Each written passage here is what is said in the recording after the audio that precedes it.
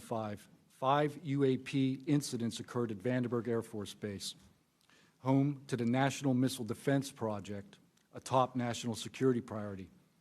At the time, we were conducting launches deemed by the National Reconnaissance Office as the most important in 25 years. These were historic launches.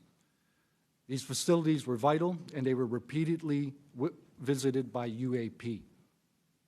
Each incident was witnessed by multiple personnel, documented, investigated, and reported up the chain of command. We sent information up, but we got no guidance down on how to handle these events. I personally witnessed one of these events and investigated others as they occurred. 6 other service members have provided me with the information that I will share with you today. The incursions began on October 14, 2003, when Boeing contractors reported a massive glowing red square silently hovering over 2 missile defense sites. After several minutes, it drifted further east onto the base and vanished over the hills. This event, now known as the Vandenberg Red Square, was referenced by Representative Luna at the first hearing on this topic. Official Air Force records of this event are in possession by Aero and the FBI. Later that night, while I was on duty, security guards at a critical launch site reported a bright, fast-moving object over the ocean. I responded to the incident. Chaos ensued over the radio as the object approached rapidly. I heard my friends screaming, "It's coming right at us, it's coming right for us, and now it's right here." Moments later, I heard them say that it had shot off and was gone. When I arrived on scene, I talked to 5 shaken witnesses who described a massive triangular craft larger than a football field that hovered silently for about 45 seconds over their entry control point before shooting away at impossible speed. About a week later, another patrol reported a light over the ocean, behaving erratically. Believing it might be an unannounced aircraft, they declared an emergency, and an armed response force responded. Before the forces could arrive, the object descended and either landed or hovered on our flight line, and then took off again at impossible speed. The witnesses to this event were threatened and intimidated afterward. They were told to keep quiet and think about what they were reporting. After that, things did get quiet until about 2005, when another patrol reported a massive triangular craft larger than a C-130 silently floating over the installation. He watched it for a few minutes. It traveled west and disappeared into the night. And then I had my own encounter, again in 2005. I was off duty, sitting in my backyard with 2 other police officers when we noticed what first appeared to be a satellite in orbit, but it wasn't acting like a satellite. The light was strange, it was pulsing, and then it started to maneuver. It dropped in elevation. At times it would vanish from view and reappear in a different location in the sky, and eventually it reappeared 200 feet over my house. It was a 30-foot diameter sphere of light. My friends and I watched it for a moment, and then it gently accelerated and traveled up and disappeared into the stars. These events profoundly changed my life and the lives of my friends. We stand at a pivotal moment in history. The question is no longer whether these events are real, but whether we have the courage to face them. True leadership requires vision, a willingness to confront the unknown with transparency and resolve. So I ask the Congress to help we, the people, enact this vision. There are 3 goals.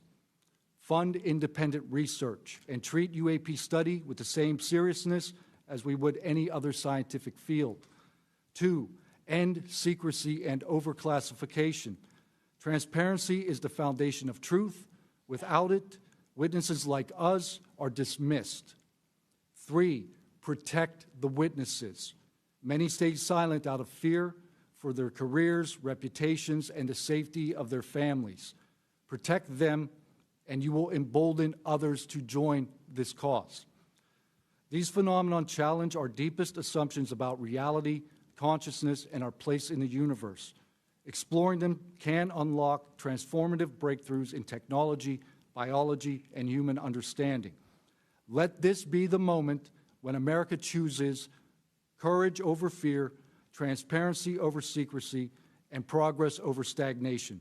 Let's show the world that our nation leads not only through strength, but through fearless pursuit of the truth.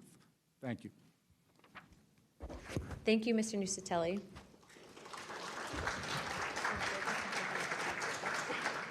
He's not on here. I now recognize Chief Wiggins for his opening statement.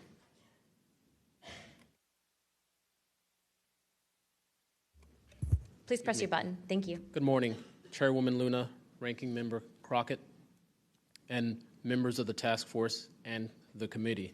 Thank you for the opportunity to testify today. My name is Alexandro Wiggins. I'm an active duty U.S. Navy Operations Specialist, Senior Chief Petty Officer, father of 3, and dedicated American testifying today in my personal capacity. The views I share are my own, and I do not represent the official positions of the Department of the Navy or any subordinate organization. On the evening of February 15th, 2023, at approximately 19:15 PST, in the Whiskey 291 warning area off the coast of Southern California, I was serving on board USS Jackson. During that period, I moved between the Interior Communications Center, ICC-1, and the bridge wing, correlating the sensor picture with visual observations, part of my routine responsibilities for surface and air picture management. What I observed and what our crew recorded was not consistent with conventional aircraft or drones as they appear on our system. A self-luminous tic-tac-shaped object emerged from the ocean before linking up with 3 other similar objects. The 4 then disappeared simultaneously with a high synchronized, near instantaneous acceleration. I observed no sonic boom and no conventional propulsion signatures, no exhaust plume, no control surface articulation on the Sapphire image system. Shortly after the synchronized departure, radar tracks dropped. These observations were multi-sensor and recorded inside of ICC-1 with time location overlay visible in our source frames that have been made public by journalists. From my experience operating in this region over many years and consistent with our public characterized encounters, unidentified objects reoccur in United States operation areas off Southern California. That fact alone does not tell us what they are, but it does argue the systematic stigma-free reporting and for the preservation of sensor data so analysts can evaluate safe and intelligence implications with rigor. I want to underscore 3 points for the task force and the committee. Aviation and maritime safety. When crews and watchstanders observe objects that maneuver or accelerate in ways that does not match known profiles and do so near our ships and aircraft, that is first and foremost a safety issue. Standardized checklists and training should ensure we capture the best possible sensor data in real time, including IR settings, slant range estimates, and bearing and range altitude snapshots, and immediate chain of custody for any recordings. Reporting without stigma, protection without retribution. Sailors need to know that reporting UAP encounters will not harm their careers. Congress can help by reinforcing witness protection and by directing the relevant office to maintain confidential, destigmatized channels for service members who step forward with data. Declassification and transparency where possible. The task force declassification mission is directly relevant here.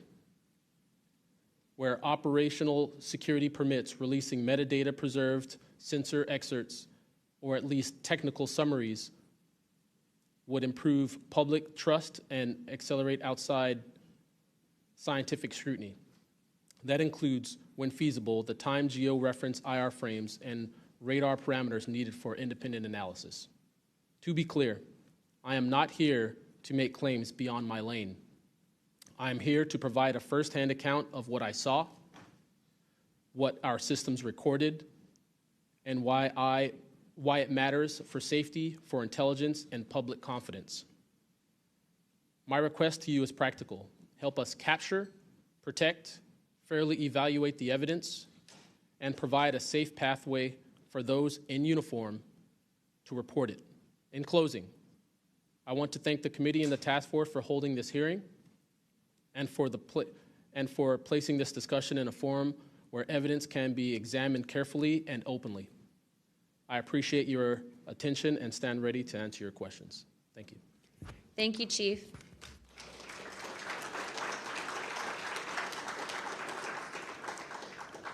I now recognize Mr. Knapp for his opening statement. Good morning, Chairwoman Luna, Ranking Member, Ms. Crockett, and members of the task force. And Dina Titus, I just knew we were going to get you involved in this topic at one point. Great to see you here.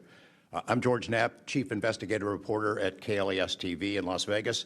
I began my pursuit of this weird mystery way back in 1987, and for 38 years, I've always approached this as a news story. It's not a matter of faith or belief. To me, it's a story, and it's an important one. I'm proud to be here alongside these witnesses today, men who have seen strange things and stepped forward to tell the world about it. Whistleblowers and witnesses who step up are routinely insulted, belittled, or worse. They risk their reputations, their careers, their clearances, their livelihoods, and sometimes much more than that, even their freedom. I know that one of the goals of the task force here is to figure out ways to protect whistleblowers and witnesses, and it's a tall order because so many of the things that happen to witnesses like these are extra-legal. They're carried out by persons unknown, as Mr. Dave Grush, sitting up at the top of the room, knows all too well, including events in recent days that have happened to him. I want to share a couple of things that I've learned along the way on this long journey, and I submitted most of that in written form because I estimate that my statement here today would take about 4.5 hours, so I'm going to try to jump over and touch on the more important salient points. I submitted a detailed written statement for the record, and we'll go into a lot of that here, but the public has been told over and over since the late 40s, there's nothing to worry about here. These mysterious craft seen by millions of people in the skies, in the oceans, over the land are not real. They're not a threat. The witnesses are wrong. They're crackpots. Don't believe it. That changed for me. What got me hooked is the paper trail. Documents that were squeezed out of the U.S. government after the FOIA, Freedom of Information Act, became the law of the land. And those documents paint a much different picture than what the public, the press, and Congress have been told over many years. The documents from military and intelligence personnel behind closed doors admit that, quote, these things are real. They're not fictitious. They can fly in formation. They're evasive, and they outperform any aircraft known to exist, including ours. The public, of course, as I said, has been told something much different. Back in 1989, I reported about a guy named Bob Lazar, who claimed that he worked at a facility dubbed S4 out in the Nevada desert, very near to Area 51. He said he was part of a reverse engineering program.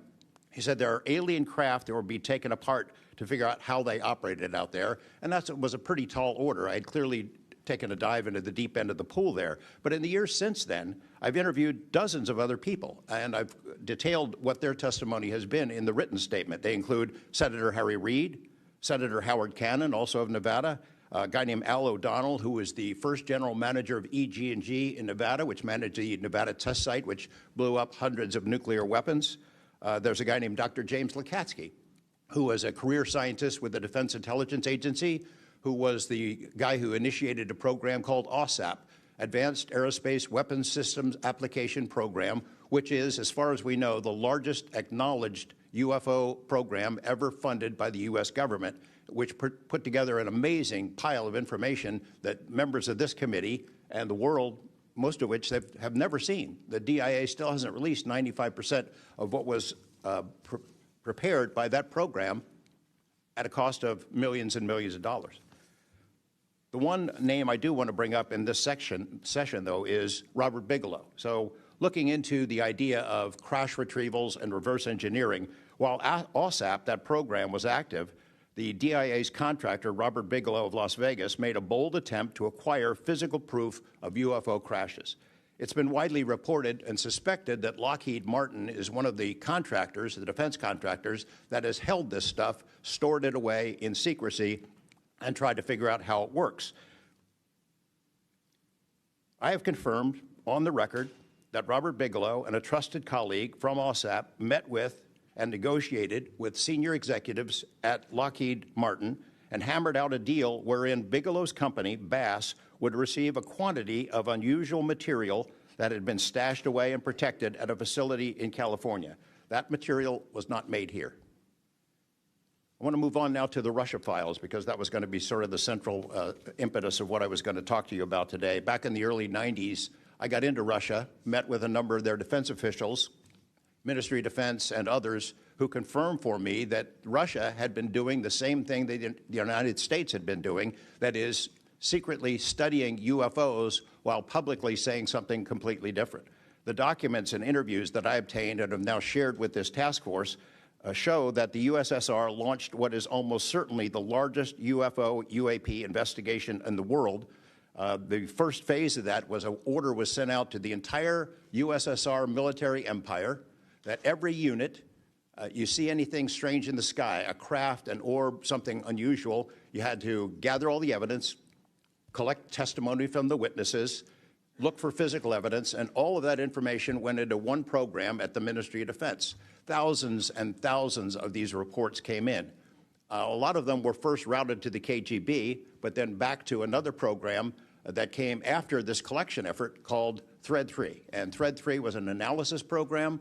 We have provided to the committee the documents of what they were trying to do, and essentially they were trying to build their own UFOs. They were using the information from their observations and studies to try to figure out that technology. The guy who was in charge of that program, Colonel Boris Sokolov, told me that their goal was to basically develop technology that would be superior to anything we had, based on what they learned from UFOs. Mr. Knapp, just in the name of time, Sure. To my understanding, did you have anything you wanted to submit for Congress to see in this committee? I have submitted those documents. Would you like to play any videos?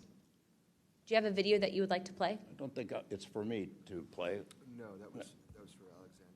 Yeah, Alexander's video. Okay. You could play it, he could narrate it. Okay, we can, in the name of showing that video to everyone on the task force, we'd like to play that video at this time.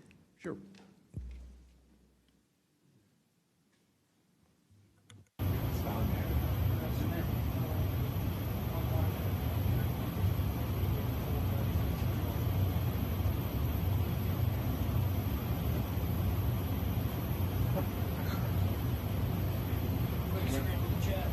Wouldn't surprise you, I tell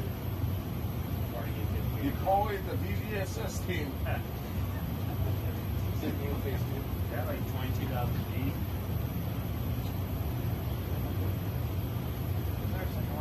feet.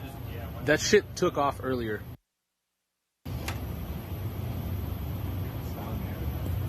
If we can get rid of the audio real quick. Mr. Wiggins and Mr. Knapp, we'll get back to what that video was in a moment, but we just want to make sure that it was entered into the record, as well as all the documents. Those will be able to be publicly found for everyone in the country to view. If we could, Mr. Knapp, we'll continue on the line of questioning, but I'm going to move on to Mr. Borland's opening statement. Good morning, members of the task force and the committee. I would like to express my gratitude for being invited to testify to the current task force created under the People's Chamber and the American public. As an American citizen, veteran, and intelligence community professional, it is an honor and a privilege to serve under oath before you on behalf of our country. I speak for myself and no former agency or company I have been previously affiliated with. My name is Dylan Borland, a former 1N1 geospatial intelligence specialist for the United States Air Force in an active duty enlisted capacity from 2010 to 2013. I've also been employed with BAE Systems and Intrepid Solutions as a senior analyst, expert in analyzing video, radar, and advanced electro-optical imagery for official identification of aerial order of battle, as well as naval and ground order of battle. I'm a federal whistleblower, having testified to both the ICIG and AARO with direct firsthand knowledge of and experience with craft and technologies that are not ours and are reportedly operating without congressional oversight. Because of my direct knowledge of the reality of certain legacy UAP programs, my professional career was deliberately obstructed, and I have endured sustained reprisals from government agencies for over a decade. From 2011 to 2013, I was stationed at Langley Air Force Base, Virginia, conducting 24-hour operations via manned and unmanned aerial vehicles for Special Operations Forces in the global war on terror. During the summer of 2012, my team was on standby for weather, and I returned to my barracks on base, and at approximately 01:30, I saw an approximately 100-foot equilateral triangle take off from near the NASA hangar on the base. The craft interfered with my telephone, did not have any sound, and the material it was made of appeared fluid or dynamic. I was under this triangular craft for a few minutes, and then it rapidly ascended to commercial jet level in seconds, displaying zero kinetic disturbance, sound, or wind displacement. Some years after that experience, I was further exposed to classified information from the UAP legacy crash retrieval program through a sensitive position I held within a special access program. During this time, intelligence officers approached me in fear for their own careers, citing misconduct within these programs and similar retaliation that I was already enduring at this time.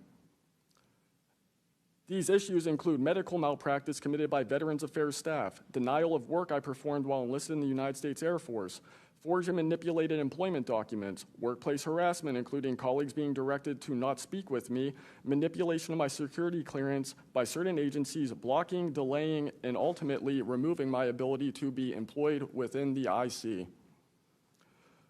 The retaliation I face and the retaliation against individuals I know who worked in these programs is what convinced me in March 2023 to become a whistleblower. I came forward out of concern for people's lives and to ensure I did everything I could to let our elected representatives know the truth about what is really happening in the executive branch. At the end of March 2023, I agreed to meet with AARO following the suggestion of other federal officials believing it was what our nation required of me. I had reservations with AARO due to assessments they were reporting publicly at the time as a misrepresentation of the truth. Because of these concerns, I did not share sources and methods information in order to protect current and former federal personnel who had firsthand exposure to technologies of unknown origin. I did not want anyone to face further retaliation beyond what they had already endured. And unfortunately, a staff member ended up getting in some trouble because of that. After David Grush testified under oath in the summer of 2023 and provided historic disclosure, I was then asked to go to the ICIG and did so in August 2023. It was very clear early on during my intake interview, which was video recorded under oath, that the objective was to solely assess how much I know and not move forward with an investigation with new information I provided them.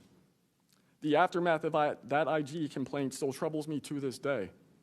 Since my ICIG complaint, I've been prevented from resuming prior employment and can confirm I'm still blacklisted from certain agencies within the intelligence community.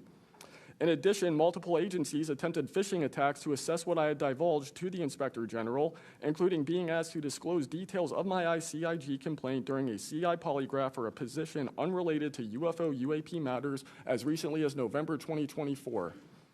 As I sit before you today, I and many other whistleblowers have no job prospects, no foreseeable professional future, and a nation every single one of us came forward to defend.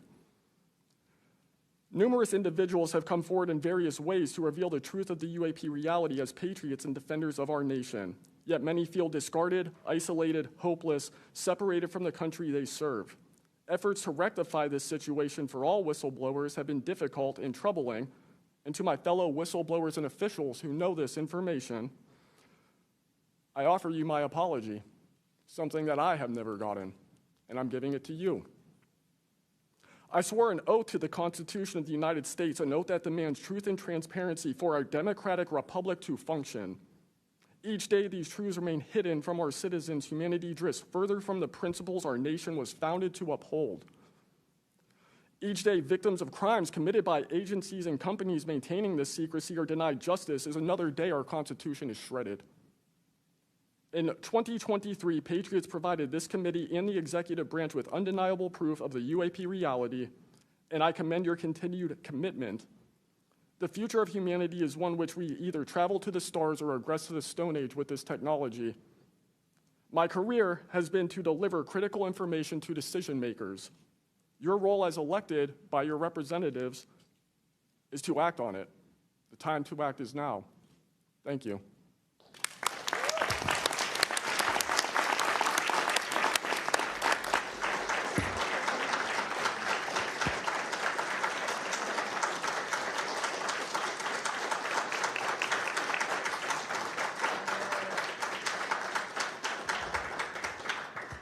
Mr. Borland, thank you for your service to our country, and we appreciate you. And we are sorry about how you've been treated, and we will make sure that we try to rectify that situation. Thank you, ma'am. Mr. Spielberger, please, your opening remarks. Chairwoman Luna, Ranking Member Crockett, and Task Force members, thank you for the opportunity to testify here today about the importance of strengthening whistleblower protections, especially in the context of national security. I'm a senior policy counsel at the Project on Government Oversight, a nonpartisan independent watchdog organization that investigates and exposes waste, corruption, abuse of power, and when the government fails to serve the public or silences those who report wrongdoing. Whistleblowers are the first line of defense to root out waste, fraud, abuse of power, and corruption in our government. Congress relies on whistleblowers so that it can fully exercise its oversight and legislative authorities. It's understandable that former presidents of both parties have often taken a hostile approach toward whistleblowers. Their disclosures can embarrass the president and their political party or even lead to a national scandal. But whistleblowers continue to play a vital role during both Democratic and Republican administrations. They help Congress and the public identify and understand what government corruption looks like. Their disclosures fuel investigations and allow us to address wrongdoing and hold those responsible to account. That's why historically there's been a strong bipartisan consensus in Congress to support and protect whistleblowers. Doing so protects the country and ensures our government is more responsive and accountable to the people. National security whistleblowing in particular is a tradition going back to the founding of our country, and over time, national security whistleblowers and their disclosures have impacted some of the most fundamental issues and questions about how we wish to be governed and how our government can better serve its people. From the role the U.S. plays around the world to holding powerful actors accountable, government ethics and transparency, human rights and civil liberties, executive branch authority, First Amendment freedoms of speech and dissent, freedom of the press, and the public's interest and right to know. Despite this invaluable public service, blowing the whistle comes at great personal risk. Whistleblowers risk losing their jobs, careers, livelihoods, and reputations. They can face retaliatory investigations, lawsuits, and even serious criminal charges. And they can endure deep mental, emotional, and psychological harm. All of that risk to speak the truth, to ensure that agencies fulfill their core missions, and that they serve the best interests of the people. Those who retaliate against whistleblowers don't just violate their legal rights, they inflict real harm on our government and betray the public's trust. Targeting whistleblowers instead of the corruption they expose wastes agency resources and further allows that corruption to continue unaddressed.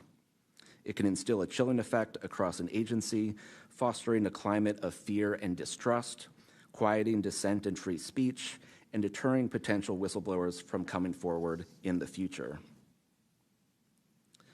Whistleblowers are often some of the most dedicated and principled public servants we have because of their willingness to put themselves on the line to do what's right. And Congress has historically supported them, again, on a bipartisan basis, but unfortunately, whistleblowing has increasingly become more politicized, with support for whistleblowers often hinging on which party is in power and which party is politically inconvenienced by the misconduct being exposed. But to be clear, targeting whistleblowers individually risks undermining whistleblowing, period. POGO advises members of Congress on both sides of the aisle to focus on the evidence, not the individual. We will always need whistleblowers to achieve the government that best serves its people, because when people of conscience, integrity, and good character refuse to speak up out of fear, complacency, or self-preservation, and leave corruption to fester behind closed doors, That is probably the most dangerous risk of all. If we are serious about increasing government transparency and restoring the public's trust, we need public servants committed to the truth. Whistleblowers need safe and effective channels to make lawful disclosures. They need stronger protections against retaliation, and when they do face retaliation, they need a fair shot to be made whole. Congress has made strides to pass whistleblower legislation, and these laws need to be updated and expanded so that whistleblowers truly receive the protections they need, retaliators are held accountable, and we can achieve the type of government the people deserve. We strongly urge Congress to continue its historic tradition of championing the rights and protections of all whistleblowers. Thank you again for the opportunity to testify here this morning. POGO is committed to working with you and the Oversight Committee to address these critical issues. I look forward to any questions. Thank you, sir, very much. Additionally, without objection, the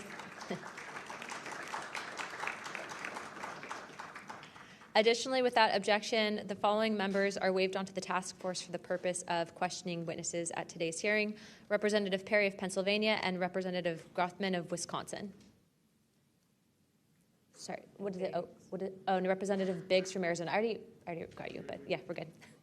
Without objection, so ordered. I now recognize myself for 5 minutes of questioning.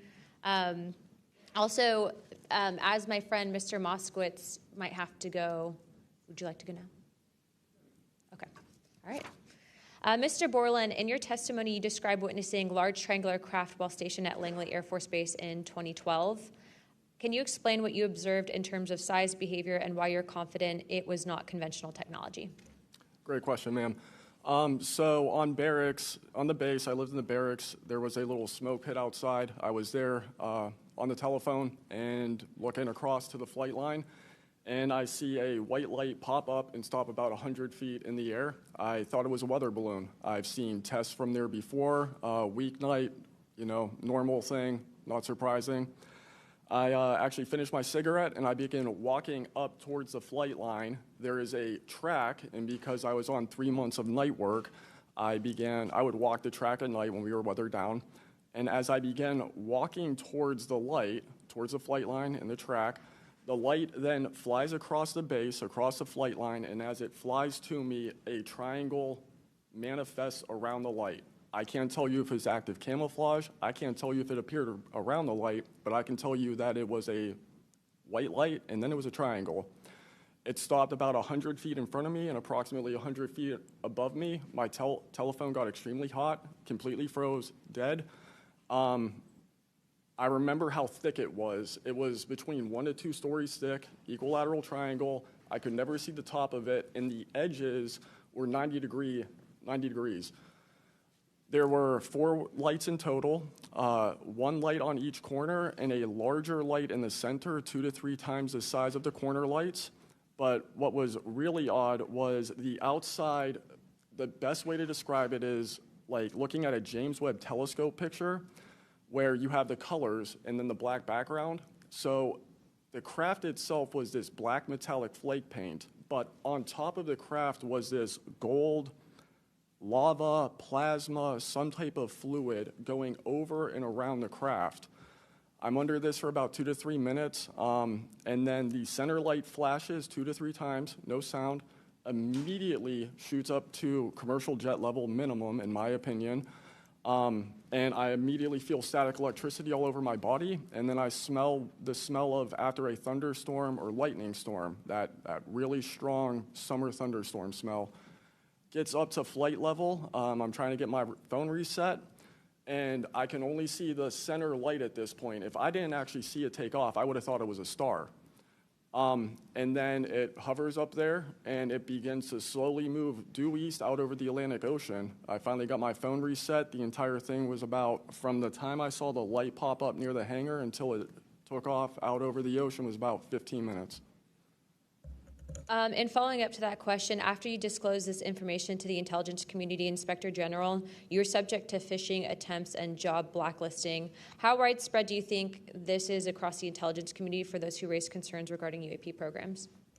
It's a difficult question to answer. I think prior to David Grush and people beginning this process of bringing people into awareness of the reality of these programs and certain things people have witnessed, probably extremely widespread. I think today there's still an issue, but because people are able to come before you and people are speaking out, I think it has been somewhat less.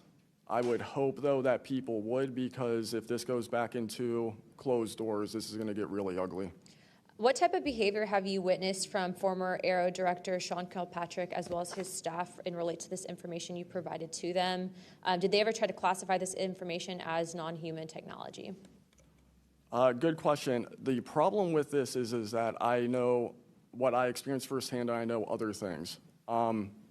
I think the staff at Aero that I met with in March of 2023, I think they were good people doing the job they were told to do. I did not meet with Kirkpatrick. He was either not present or did not want to meet me that day. However, they did classify information about the reality of this subject, and it was very concerning because in my Aero MFR, they had actually referenced a former staff member that was the one who told me to go there, and they probably shouldn't have done that. And real quick before my time is up, and we might go to second round of questioning just so you're all aware, how important, given everything that you've seen and experienced, is the UAP Disclosure Act of 2025 in restoring both public accountability and trust? I think very important. I would hope, though, that the 7-year window could be shrunk, my opinion, but very important. The truth needs to be known. Thank you very much. I now recognize Jared Moskowitz of Florida. Thank you, Madam Chairwoman. Thank you for allowing me to wave on to the committee. I remember, the last committee when we had a bunch of former military personnel folks that either served on bases, were pilots, or were in different programs experiencing knowledge. It made me recognize that the narrative has changed, right? It's politically convenient for the government if you all weren't military folks in suits. It would be much better if you pulled up in Winnebagos and were wearing hats. And so the picture of this, because that's important for the American people and how you tell a story, what the message looks like, and who the messenger is. So this is now the second or third committee where we have former military folks with impeccable records, with information and knowledge. And it's definitely clear on a bipartisan basis that we have to protect our whistleblowers. There's no doubt. And in a day in which it's really hard to tell what's true or not from a political standpoint. And so I don't really know what is true. I don't know on this subject. But I do know when we're being lied to. And we are definitely being lied to. There's just no doubt about that. Mr. Wiggins, I want to talk to you. I find your background and testimony compelling. When you first saw what you were looking at, what were your first thoughts? My first thoughts were, I think everything that I was told and taught as a kid and as growing adult no longer, was applicable. If I'm able to see something that I thought defies gravity in such a way, then what else could be possible? That was my first thought. So did you think what you were looking at was a weapons program that you were unaware of, or did you think what you were looking at was obviously some extraterrestrial piece of technology? Neither one of those crossed my mind. It was just. How about now? What do you think it is now? I'm not the expert. I think it. I want to be as skeptical as everyone else and just hope to know the information. Anyone in the U.S. government tell you what you were looking at to try to dissuade you from what you thought it was? No. So no one was like, oh, there was some anomaly with the technology. No one from the government did that? No one. How do you think you were treated when you reported this information or have talked about, the Tic Tac video is well out there. It's well reported. How were you treated? I've had no pushback at all. I haven't had anyone reach out to me or try to, dissuade me in either direction, militarily speaking. So I was treated fair, and I appreciate the Navy itself with assisting me with coming here to being able to testify. That's good. So what do you think the American people should take away from watching your video, right? Because when we watch it, obviously, right, we've never seen anything like that. It defies what we know to be technologically possible. What are we supposed to think?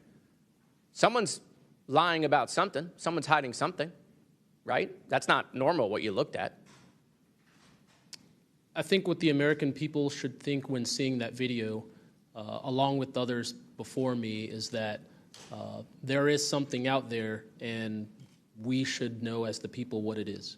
Right, and so let's eliminate possibilities. So they didn't come to you and say there was a technological error with what you were looking at. So we put that aside, right? They didn't say it was broken. So we look at that and we see something. So it's either a weapons program being reverse engineered by our governments or other governments, or it's nobody's government, and it's not from here. Those are it. You agree with that assessment? I agree. One or the other. Mr. Borland, when you first experienced what you were looking at, what did you do next? Like, what was your next step after it had passed and you were done? I actually kind of laughed to myself and said, okay, so this exists as well. Worked in enough programs, been exposed to enough that I was like, okay, so this is a real thing. I went back, walked the track, talked with a couple of my friends about it. I did talk with some of my coworkers, one in particular, which I thought was a joke, and it definitely wasn't, was like, you probably should never say this to anybody. And then what happened to me happened, so. What about you, Mr. How do you pronounce your last name? Nuccetelli. Nuccetelli. And sorry, I know I'm running out of time, Madam Chairwoman. So obviously your incident happened well before we could record things on cell phones and things of that nature, right? What did you do when you first experienced? Because what you saw, right, you saw it happen like right out of your base. Correct. So tell me what you did after you saw that. What was like your next move? And I want to hear what your experience was. My next move, I went into my house after it left. I made sure no one had been abducted, and I picked up the landline. I called the Security Forces Command Center. I reported it. I requested that they give me a call back and make notifications up the chain of command. I got a call back in about 15 minutes. They reported that the weather station reported no balloons or aircraft, nothing on radar, no aircraft inbound or outbound. So I got that notification. And then within the following day or two, me and the other witnesses wrote statements. We prepared a report, and then we filed all that information. Madam Chairman, thank you for your indulgence in my questioning, and thank you for continuing to lead on this subject. What do you and your friends think about it today? You all have talked about it. Yeah. I mean, so what do you think about your experience as a collective group? That'll be my last question, Madam Chairwoman. I mean, we've been talking about this for 20 years. We don't know what we saw. What we saw changed our lives in the way we think about everything. It was incredibly profound. The object I saw, I don't even know if it was an object. It was a light. It was an orb. It didn't look like a craft, but it did look solid. And that's what we talk about. We noticed the object, and this was a pattern across all the encounters. Someone would see a light. They would pay attention to the light. And then the object responds. It performs for you. And then they come down and they investigate you. So it's almost like they're curious. So that's the thing we primarily talk about. Why did it come after we noticed it? Maybe it noticed us after we noticed it. You're welcome. I now recognize Representative Mace for 5 minutes. Thank you, Madam Chair, and I want to thank all of our witnesses for being here today. Mr. Borland, I'd like to start with you and ask a few questions. Were there any other witnesses when you saw the equilateral triangle? Were there other witnesses that saw the same thing? Not to my knowledge, ma'am. At that point, the only people that would be awake is those of us that were doing operations for the GWAT and then security forces, so not to my knowledge. And do you think that, in your opinion, that the equilateral triangle was the U.S. government's technology? I did once upon a time, but knowing what I know now, I'll have to answer that question in a skiff, probably. Well, my next question is, you teased us, so knowing what you know now means what? I know enough to know that if you want an answer to that question, go to Arrow. They have the answer. Do you think it was a foreign government? I do not, no. And Arrow is supposed to be disclosing. The last time I was in a skiff with Arrow, they said they were going to be doing disclosures. Had they been doing much of that? I don't have an answer to you you. I don't know. I know what Arrow reports publicly, and I know what I've been through. Yeah.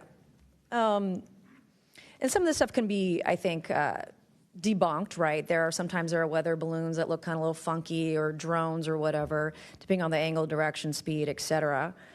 Are you scared for your safety? That's a complicated question.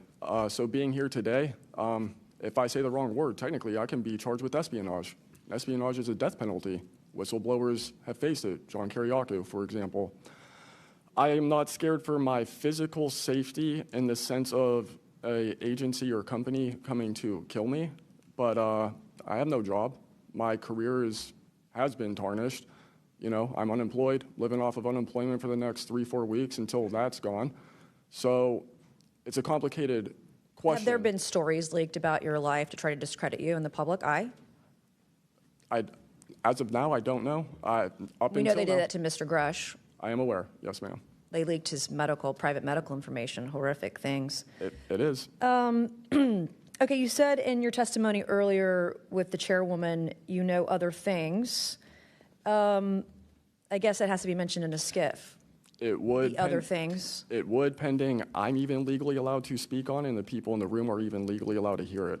And is that, would we need to know the compartmentalized word, like what the code word is, or the name of the program, the special access program, in order to even hear it? You have to know the word, right? I would suggest the name of it, right? I would suggest that to be asked to DNI Gabbard and work with her for that, because I can't give you the answer on what is the requirement. But this is what the U.S. government does, right? They compartmentalize the information. Only certain people know the name of the program, and if you don't know it, you can't get the information. If you don't have the name, you don't know what to ask for. Even when we're reviewing the budget, we go into a skiff, we look at DOD budget and the budget of like black box programs, and we don't know what we're looking at because we don't know what these programs are. Is it a way for the government to hide from Congress what's really going on and where the money's going? In my opinion, absolutely, yes. You mentioned, too, in your testimony earlier that, quote, you went to speak with the government and they said somebody's name, a colleague's name, and you said they shouldn't have mentioned that staff person's name. What does that mean? A Senate staffer who is the one who helped me get to Arrow recommended me I go there, gave me the email and the phone number because I could not find that information at all at the time. In fact, I believe you guys have talked about how Arrow didn't even have a website for quite a period of time. We were told they were going to do disclosures, both what they've debunked, because some of it can be debunked, and then what they haven't been able to debunk. And to my knowledge, it hasn't been a thing. I only have 1 minute left, so Mr. Knapp, we are definitely going to watch every documentary. You guys have you and Jeremy have done a terrific job. I usually have more questions than I have answers. I think we all do, and you guys are doing a terrific job to bring information to the public. Do you think that any of this is a psyop by the U.S. government? Entirely possible. I mean, our government and other governments have admitted that they've tried to use UFOs to cover secret projects. But I think they also do some reverse engineering of those claims. So years after people start seeing UFOs over Area 51, for example, they come up with the story, oh, yeah, that was, we planted that story. So I read in a major newspaper just a couple of weeks ago, they planted this story. An Air Force colonel went out into the desert, went to a bar at Rachel, and gave them some fake UFO photos. And that's how the whole story about Area 51 started, which is preposterous. Yeah, and I didn't even get to the crash retrieval program stuff yet, Ms. Chairwoman. There's just so much. Okay, thank you so much for your time today. I wish we had more time. Thank you, Madam Chair.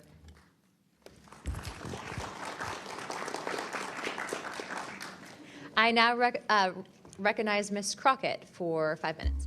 Thank you so much, Madam Chair, and thank you so much to each of the witnesses that have come before us today. The federal government has had a long-standing overclassification issue in general. We all know that, from the assassinations of MLK and Malcolm X to the COINTELPRO and torture programs to now UAPs. The federal government has kept the American public in the dark about issues of immense public interest. The federal government has routinely made excuses for failing to provide transparency to the public, the most common of which is national security concerns. Mr. Spielberger, can you provide an example of when national security was inappropriately used as a pretext for classification? Congresswoman, probably one of the most infamous examples of that is the 9/11 Commission that found that overclassification was a key factor in the failure to adequately prevent the attacks of that day. In addition to that, what lessons from these oversight failures should guide Congress in approaching UAP oversight?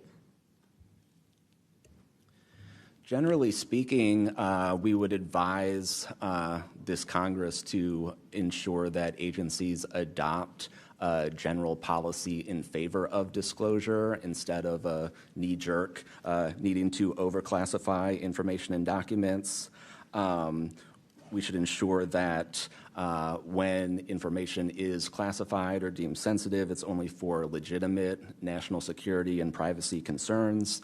And we would recommend adding additional factors to the considerations of cost, value, and certainly to the extent that it's critical for the public interest and the public's right to know, especially when we are talking about these very serious national security concerns and implications. Can you speak to how whistleblowers have historically helped Congress uncover the truth in other areas and how that might apply here? Absolutely. So again, Congress has always relied on whistleblowers coming forward and making disclosures in a number of different issues across different agencies, anything from national security to airline safety, railway safety, environmental concerns, workplace health and safety, a lot of issues coming out of the COVID pandemic, for example. Whistleblowers have come forward with important disclosures on just about any critical issue affecting our government and affecting the American people, all of which have grave implications for the rights and protections that we have and how we live our lives in communities across the country. How important is it for whistleblowers to have strong protections when it comes to UAP-related disclosures or disclosures of other topics of excessive government secrecy? It's absolutely vital. This has been one of the disappointing failures of doing this work, of advocating for stronger whistleblower protections. We recognize the invaluable public service that brave whistleblowers play in coming forward, again, taking all of these risks that we've heard about just to speak the truth, to get important information out in the public consciousness, but they can only do so when we have safe and secure channels for reporting, when there is trust in the independence of agency watchdogs like inspectors general, like the Office of Special Counsel, like the Merit Systems Protection Board that play critical roles in investigating whistleblower disclosures and enforcing the protections of whistleblowers. All of that is essential to allow whistleblowers to keep coming forward and playing these incredibly important public roles. Thank you so much. Let me just say this. People look at Congress, especially now, and they see a lack of unity. They don't see the ability for us to come together really on much of anything. I will say that I do applaud the chairwoman and the work of this committee because for once I feel like we are focusing on governing, which should be about transparency. The reality is that we cause more harm than good when we allow a lack of transparency to fester. It allows for all types of conspiracy theories instead of us actually making the investments that we need to make to get the information and actually provide it to the American people. The reason that I wanted to focus on making sure that we answer some questions specifically around the protections of those that are willing to come forward is because the only way that we can make this government actually work for all of us is if no matter where you are in this federal government, you feel as if You are safe when you come forward with information of any issue. And so I do want to thank you for all of your stories. The reality is that we only get 5 minutes, and the vast majority of everything that you have to say cannot be contextualized within 5 minutes. But I know that my colleagues are going to get to kind of pulling some more of that out. But again, I really just want to thank you for your courage in this moment, and thank you for your service to our country.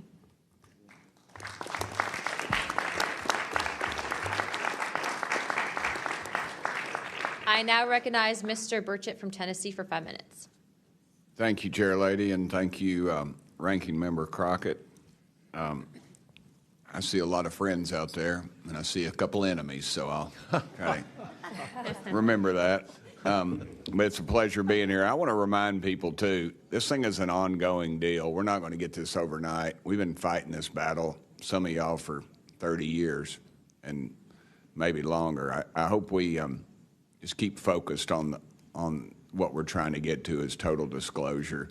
We get a little wrapped up in a lot of things, but the government has something, and they need to turn it over to us. We pay their dadgum salary, you pay our salary, and you ought to get more out of us than you do. And that's what disgusts me about this whole thing. I think they're just trying to run the clock out on us, really. They'll poke us a little, and they'll make jokes to us and try to pull us off the target, but I think we know where we're at, and that's why they're firing at us, because we are over the target. My first question is, Mr. Knapp, I recently introduced the UAP Whistleblower Protection Act to help provide whistleblower protection to federal personnel for disclosing the use of federal taxpayer funds to investigate UFOs. I still don't want to say UAPs. How can Congress further increase whistleblower protections?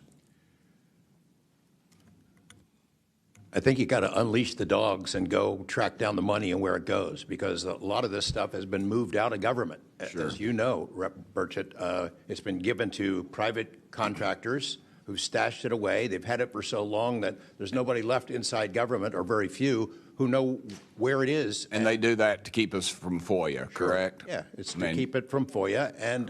And I think that the contractors who've had this stuff for a very long time set their own standards about who is allowed to know what. And it's a very small group that ever cracks that. I think Representative Luna has been looking at the use of classifications to hide things.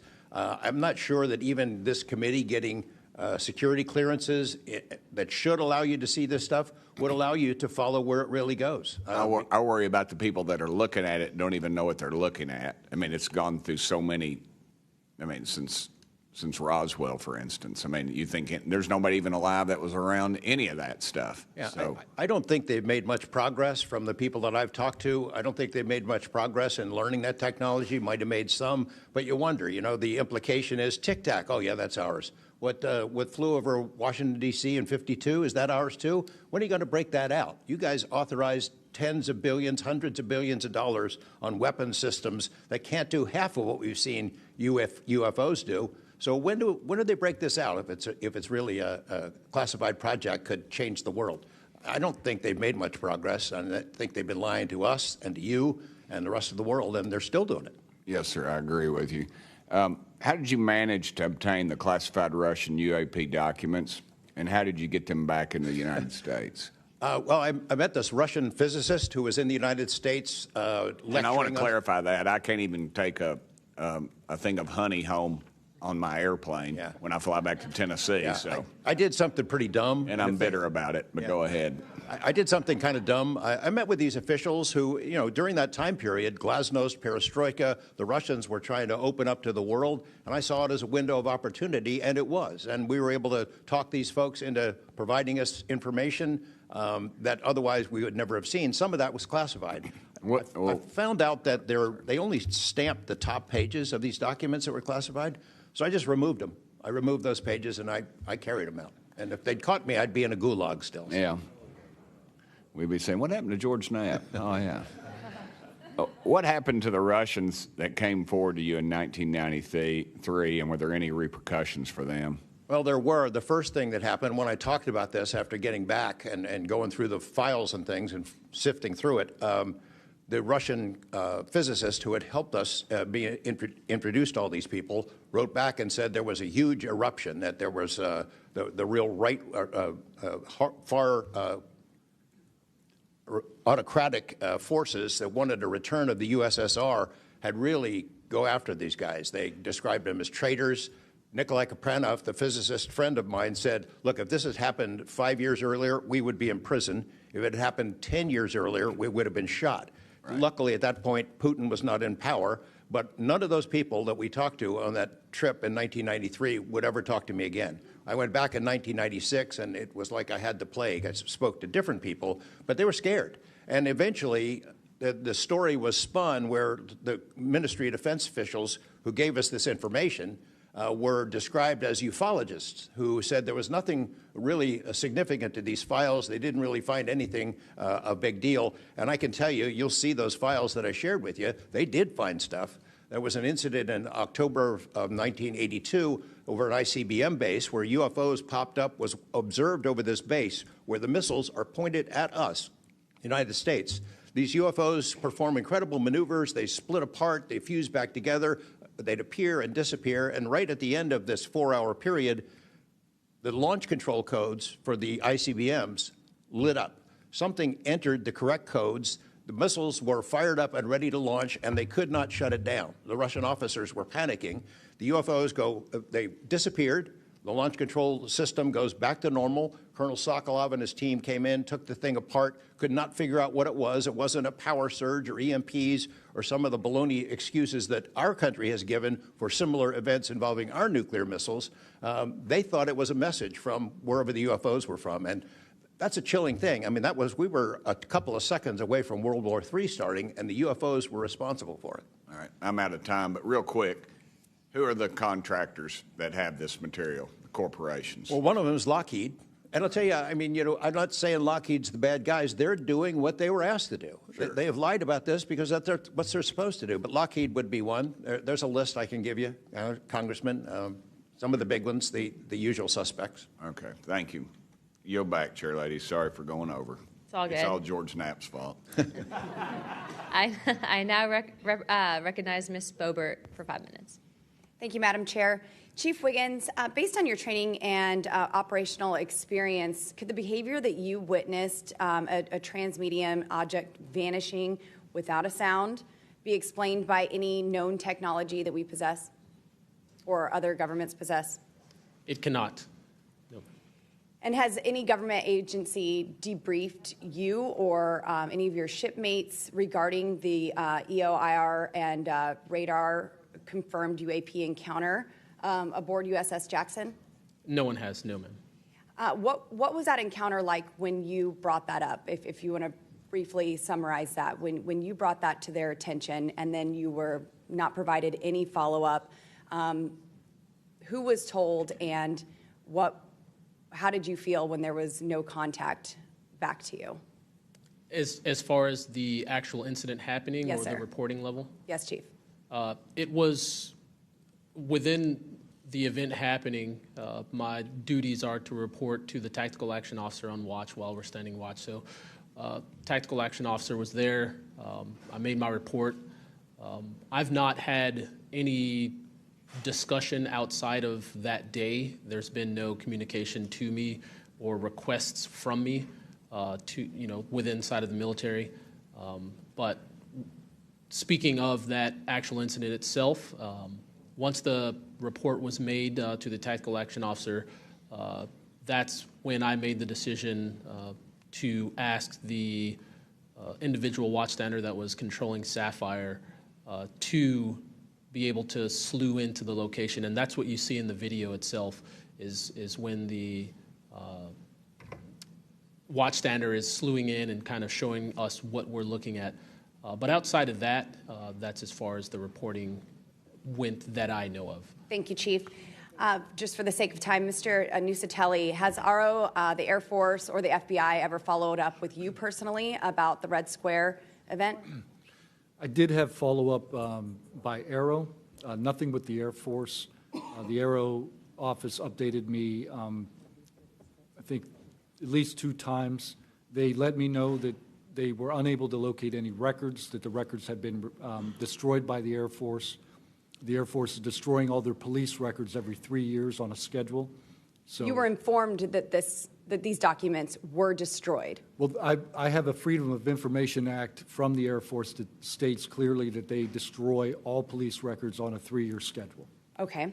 So they were sitting on documentation, destroyed it, refused to question any of the lead investigators, anything leading into this investigation? Yeah, basically they destroyed all the police records. So you couldn't even call the Air Force and ask them if there was a vehicle accident in that time frame. So that's a big problem. We're losing data in real time. So we'll never be able to go back and track. I think our federal government has a history of destroying records. Thank you very much, Mr. Nuccetelli. Dr. Borland, as a geospatial intelligence officer, have you seen classified data indicating UAPs operate in restricted U.S. airspace, and has that information been withheld from Congress? I have not in U.S. airspace. That is intelligence oversight, so I did not have domestic authorities. After filing your Inspector General complaint over retaliation inside the Pentagon's UAP office, did you receive any kind of protection or just more retaliation? Within the IG or Aero, ma'am? Either. Aero, they went after the staff member and classified everything, shut that down. The IG, to this day, I don't even know if my complaint's active. I know my attorney that represented me was very, very, very concerned, and the best of my understanding, I was determined credible, not urgent. And do you think that experience would suggest that the internal UAP investigations may be compromised? Possibly. I mean, it's so hard because this goes back to people doing the job they're told to do, and very few people are going to want to give up their careers, 20, 30-year pension, get rid of their kids' health care, get rid of their house. It's possible, yes. Yes. Thank you very much, Dr. Borland. Mr. Spielberger, do national security whistleblowers currently have any external appeals processes to challenge retaliation, or are they just stuck relying on the same agencies that they're accusing? Congresswoman, this is one of the biggest concerns that we at POGO have, basically around the independence of investigations and accountability for retaliation. Basically, yes, national security whistleblowers have to rely on internal administrative processes that go through agency inspector generals. There are some differentiations, but the bottom line is that they are forced to rely on protection from the same agencies and people who they are alleging retaliated against them. Yes. Well, I thank you all for your bravery. We are out of time here. Thank you so much for coming forward, and we will do everything that we can to ensure that you are all protected. Thank you for trying to bring truth and transparency to the American people. Madam Chair, I yield. I now recognize Mr. Burleson for about 5 minutes. Thank you, everyone. It takes such great courage to come forward, and we acknowledge that, and I hope that you see that we are taking that seriously. And so very thankful for what you're doing today. I'm also very thankful for previous witnesses that have come forward. I see Matthew Brown in the audience. He courageously stepped forward and was as a witness. I encourage everybody to look and seek his testimony. I want to thank the people that came in our first hearing. Ryan Graves, David Grush, David Fravor. And in our second hearing, Admiral Gallaudet, Luis Elizondo, and Mr. Gold. And the many others that have come forward. We hear you, and it's time that we, enough is enough. It's time that we take action. Look, I'm not jumped to the conclusion that I believe that there are, aliens coming from another planet. But I'm open to that. And I think that it's our responsibility, especially when we're seeing that we have a government that is actively blocking information from us. Just last night, I tried to get an amendment onto the National Defense Authorization Act that fit in the germaneness of that bill to have UAP disclosure. And conveniently, it was named non-germane, mostly deemed by staff, not even an elected official. This is the kind of stuff that we repeatedly see. Last year, we were blocked by someone in House administration from being able to receive a full briefing from Arrow. So not an elected official, but someone in staff blocked us. And I've had it. Enough is enough. I want to cue up a video that I've been given. And as before it starts, I'm going to describe. This was taken October 30th of 2024. This video is of an MQ-9 drone tracking an orb, or this object, off the coast of Yemen. You'll see that another MQ-9 launched a Hellfire missile. You cannot see that drone. And so I'm not going to explain it to you. You'll see exactly what it does.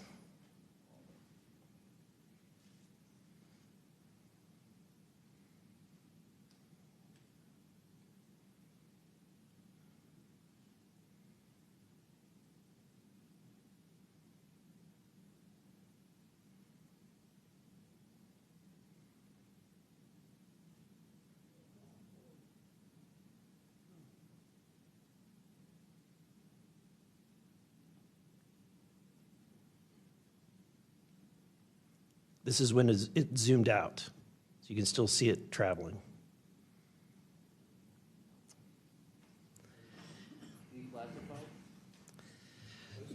So, Mr. Knapp, have you heard about events like this occurring, and what information might you have? I have heard about events like this. I have heard about this event. Jeremy Corbell and I talked about it in one of our episodes a while back. We did not have the video, though. There are servers where there's a whole bank of these kind of videos that Congress has not been allowed to see, that the public hasn't been allowed to see. Occasionally, some of that stuff gets out in the wild, and it comes our way. It should be going to you. The public should be seeing this stuff. And why you're not allowed to, I don't know. But that's a Hellfire missile smacking into that UFO and just bounced right off. And it kept going.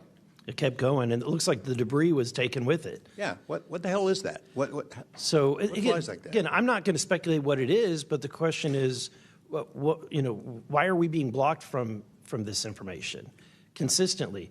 I want to ask this just question. How in the world, this is the document, I want to enter this in for the record if it hasn't already been entered, Madam Chair. The document that you provided on thread 3, this is a huge file. How in the world did you smuggle this out of Russia? Carefully. In your socks? I don't think I want to be really specific about it because I might have to go back there and get some more sometime. Although, no, that'd be crazy to do that. Well, I took the top pages off that were stamped with the security signature, and I carried them out on my person, but the rest of them I just threw in my suitcase and threw some caviar in there as a distraction as well, and hoped for the best. Otherwise, I'd be a citizen of Siberia right now. And you had you reported James Lukatsky came to you with government possession of NHI craft and how they ultimately gained entry. Can you testify to the veracity of that claim? Dr. Lukatsky is an honorable man who served most of his career with the DIA, a very trusted, high-level rocket scientist and intelligence analyst who inspired the OSAP program, as I said earlier. And in full disclosure, I've co-written 2 books with him. He dropped this on myself and our other co-author out of the blue. And it took 14 months for us to get DOPSR approval for him to release 2 sentences on that. He said this craft, we had managed to get inside of it. It had no wings, no rotor, no tail. It had no fuel tanks. They didn't know how it flew or how it was operated. It clearly looked like it was aerodynamic, but he would not go further. He's a by-the-book guy, and until he gets clearance to say more about that, I don't think we're going to hear much more. But it's not ours. It wasn't ours. We didn't make it. We didn't know who made it and how it was built and how it operated. We've got at least one.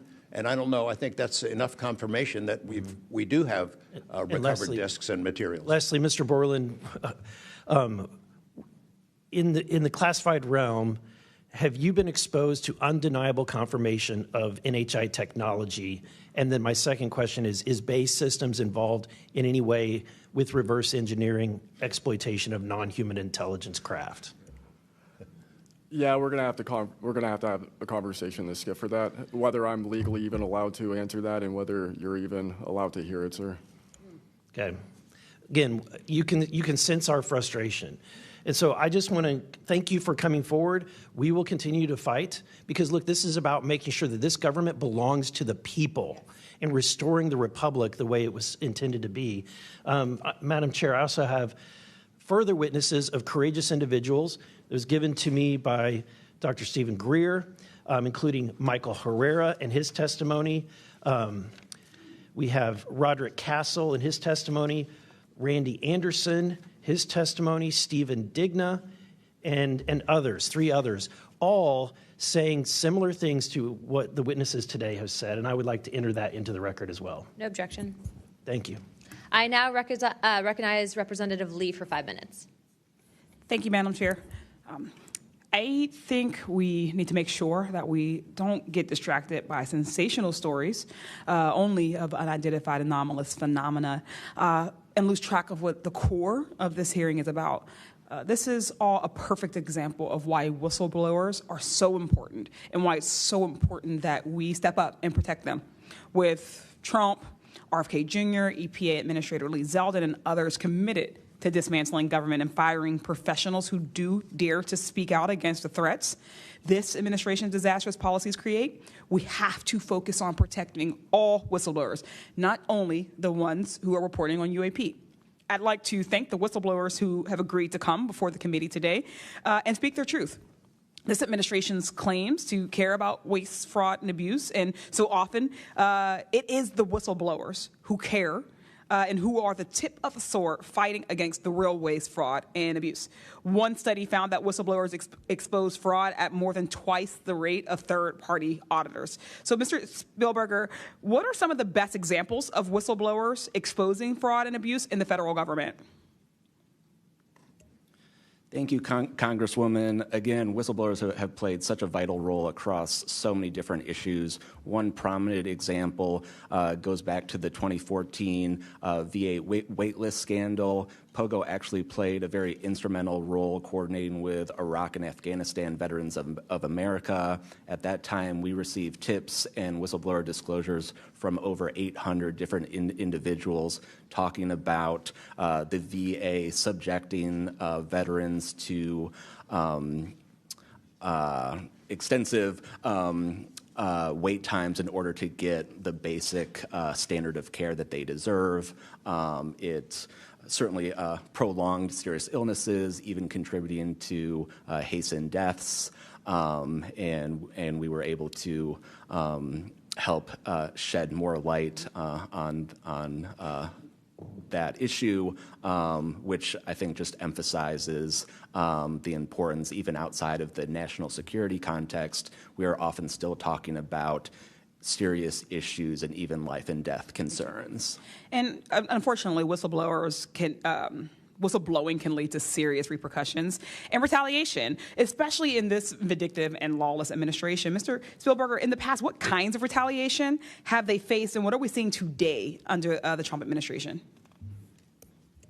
So we've certainly heard about a number of different examples of retaliation. One that I'd like to highlight that Mr. Borland referenced previously is retaliation through abuse of the security clearance process. That can have grave implications not just for a whistleblower, but also their ability to seek legal counsel and defend themselves against retaliation. And when we look at the past several months of this administration, unfortunately, we've seen a really systematic approach toward dismantling the nonpartisan civil service. We've seen the mass firings. We've seen undermining of independent agency watchdogs, mass firings of inspectors general, undermining the Office of Special Counsel, the Merit Systems Protection Board. Again, these entities that are meant to be independent and play a critical role in investigating whistleblower disclosures and ensuring that their rights are protected. Yeah.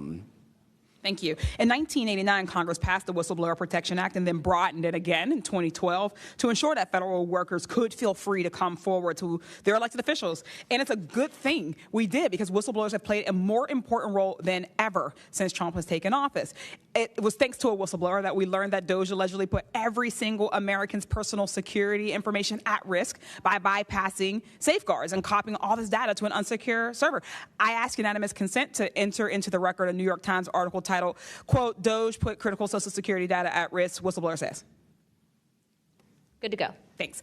We've had whistleblowers at the National Labor Relations Board reveal that DOJ minions may have shipped case files outside of the agency, possibly to help then co-president Elon Musk continue to exploit his workers. And last week, whistleblowers at the National Institute of Health came forward to say that RFK Jr.'s vaccine misinformation campaign had pervaded even the highest levels of the agency. Typically, whistleblowers have an inspector general they can rely on to investigate their claims and register issues with agency leadership. But President Trump has fired or demoted over 20 inspectors general. If I may ask one more question, Mr. Spielberger, can you explain how eroding the independence and capabilities of inspectors general further endanger these whistleblowers?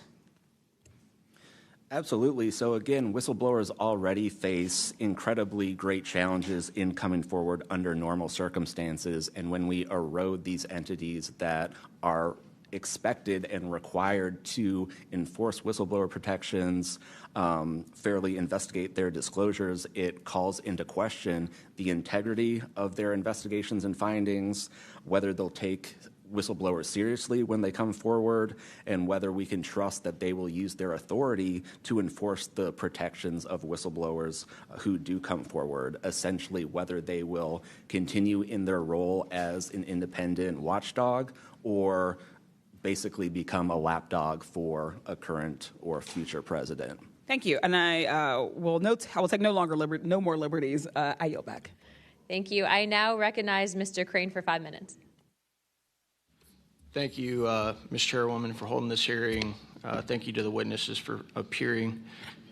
In the effort of transparency here, I got to admit to the witnesses that, growing up, I really never believed in UFOs or any of this stuff. I always thought it was a little kooky and whatnot. But, after hearing, your testimony from honorable service members, watching videos like my colleague, Mr. Burleson, just presented, I got to admit, I've become a believer.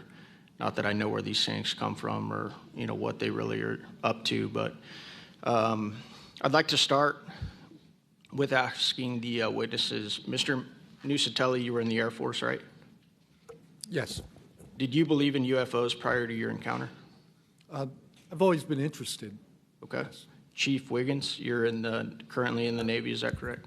Correct. Did you believe in UFOs before your encounter? I did. I'm from Las Vegas, and I've watched George Knapp my whole life. Okay. What about you, Mr. Borland? I have always been open to where facts go, so. Were you guys scared or hesitant to come forward and tell your story because of fear and believing that you might be reprimanded or ostracized from society because of your stories?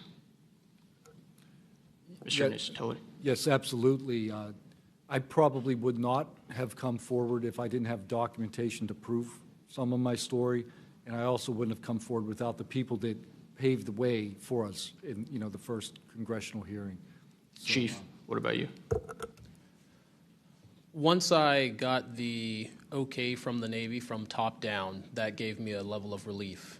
Prior to that, I didn't have any thought left or right of that, but thank the Navy to give me the go-ahead, and that gave me the relief that I would not have any level of reprisal or anything happen to me. Mr. Borland, how about you? Absolutely. I mean, after I went through everything, it was pretty clear that I caused a major issue in the executive branch, so I did what I was supposed to do, and that's why I haven't spoken publicly. That's why I'm happy to be here. This is how I wanted this to be done in regards to me. Mr. Borland, why do you think that you faced reprimand and discipline for your effort to come forward and be transparent about what you saw? About what I saw is the reason why I got into what I know and has been disclosed to Aero and the IG. And I think that information, well, it was labeled an extremely sensitive national security issue. Thank you. Mr. Knapp, I've watched many of your videos on Joe Rogan and other places. One of the big questions, I think, for many of us is why do you believe that the federal government refuses to be transparent about this issue? I think there's probably multiple reasons. At the start, when these things first started invading our skies in large numbers, we were scared. It was right after World War II, and we didn't know what they were, and they didn't want to panic the public, and that was probably a good call. Over time, I think the lying sort of became institutionalized, you know. Flights over Washington, D.C. in 1952, they're seen, they're captured on radar, jets are chased after these objects, and then we get an explanation it was a temperature inversion. And those kind of lies have been told for a long time. What was told to me by an investigator from Congress, a guy named Richard D'Amato, who was sent after this story by Robert Byrd and Harry Reid, he came out to Nevada, tried to get into Area 51, did get in there, looked around, talked to people, trying to get to the bottom of it. He believed that this program, reverse engineering, et cetera, was inside, had been moved inside these corporations. And he said, when this comes out, people are going to go to prison. And he meant people who were basically misusing legitimate national security funds, tens of billions of dollars, in order to keep this cover-up going. I also believe there's a legitimate reason for the cover-up in that there is undeniable connection of national security involved in this technology. If we are racing for it to master that technology against the Russians and the Chinese, which is what I have been told by Senator Reid and many others, then it is a race that's critical to our survival. There could be a form of disclosure, I think. Yes, it's real, it's from somewhere else, without revealing all the details that would allow someone else to have an advantage in the race for this technology. Thank you. Finally, I'd like to enter into the testimony a letter I sent to the DoD regarding the case of Major David Charles Grush, a UAP whistleblower who's been extremely helpful to this committee. Unfortunately, due to his participation in the disclosure of UAP, he suffered reprisal like the removal of his clearance, denial of promotion, and loss of medical retirement. I wrote the DoD on July 24th, 2025, on behalf of Major Grush, and I'm still waiting for a reply. I appreciate any help the committee can offer to get a response. Thank you. I yield back. Without objection, we'll be following up with the DoD after this hearing. Thank you, Representative Crane. I'd next like to recognize Representative Gill for 5 minutes. Thank you, Chairwoman Luna, for holding this hearing, and I'd like to yield a minute of my time to you. Perfect. My first question is to Mr. Knapp. Mr. Knapp, how do we know that the files that you obtained from the former Soviet government are not BS and just given to you as a disinformation campaign against the U.S. government? Yeah, it's a good question. So I shared some of them with the Senate Intelligence Committee when I first got back because that was requested by the Russians who shared some of that information with me. Secondly, I gave all of that material to the DIA through BASS, the OSAP program. Sorry for the acronyms. Can you name names real quick? Sorry. At BASS or OSAP? Who did you give them to directly? I gave them to Robert Bigelow and to Jim Lukatsky. And they hired a whole team to go through them and retranslate them and analyze it, and they created a structure of how the UFO programs in the USSR and Russia were put together. They said they were real. The other person who said they were real is David Grush. Noted. Thank you. Representative Gill. Yep. And thank you. I'd like to yield the remainder of my time to Eric Burleson. Thank you, Representative Gill. Mr. Wiggins, Chief Wiggins, in your view, what mechanisms, such as internal protocols, witness debriefings, or cross-agency documentation, should be better established in order to ensure that such a credible sighting like the one that you have given are preserved and made available to oversight bodies like this? Thank you, sir. As an active duty Navy member, our mission is to carry out the ship's mission or the command's mission. And we, on a general basis, don't have knowledge of what to do when we see things like this. We just don't. We're there to do our mission and do what's told of us, right? So I think what would be important is giving active duty members a clear way of being able to report things like this to where it gets to this point, and ensuring that we have a standard level of understanding that there wouldn't be any level of reprisal or anything happening. Because, I've been in the Navy for almost 24 years, but what about the sailors that have been in for 2 years that experience things like this? They're not going to have the knowledge, or they'll probably be a little bit more fearful to speak up, being it that their career is just starting. Yeah, I want to commend you. You're the first witness to come forward that is currently serving, and it's recognized. And so I thank you. And your testimony is unbelievable. Let me ask this question: are you familiar with the Witness Protection Act that Representative Burchett has filed? I'm not too familiar, sir. Anyone on the committee familiar with it? It's fantastic. It's the language that we need. It's language that will protect whistleblowers from any kind of reprisal, and yet it's again and again blocked by this body in some way. Many a times it's being blocked not by elected officials but by staff behind the scenes. And the other bill, the UAP Disclosure Act, which was filed last year, Senator Schumer, who I cannot believe that there's a topic that he and I agree on, but he and I agree on this topic. He has sponsored it in the Senate. He put it on the National Defense Authorization Act last year. Remarkably, I can't get it it was stripped out by the House last year, and I can't get it onto the bill leaving the House this year. Mr. Knapp, how far would that bill